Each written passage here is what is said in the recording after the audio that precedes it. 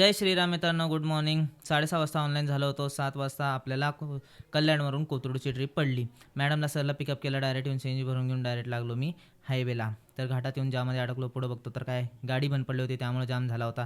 तळेगावला येऊन चहा पिऊन मॅडमला आणि सरांनी येऊन ड्रॉप करून दिला. 10 मिनटं वाट पाहिली. ट्रिप काय पडली नाही म्हणून डायरेक्ट मी एमटी आलो घरी. येऊन गाडी पार्क करून दिली. गाडी पार्क करून मी आलो घरी. फ्रेश वगैरे झालो, जेवण वगैरे झालं होतं. तोपर्यंत आपली दुसऱ्या गाडीची आरसी आली होती.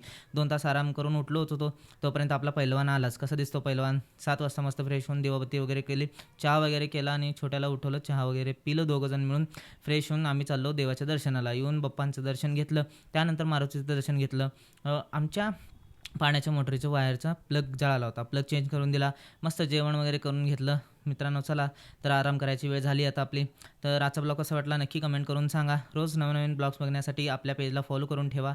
आपण नवीन काम चालू केलं इन्शुरन्सचं. कोणाला इन्शुरन्स रिन्यू करायचा असेल किंवा नवीन इन्शुरन्स काढायचा असेल तर आपल्याला कॉन्टॅक्ट करू शकता, किंवा RTOचे काय काम असेल तर ते पण आपण करून देऊ. आपल्याला कॉन्टॅक्ट करा मित्रांनो.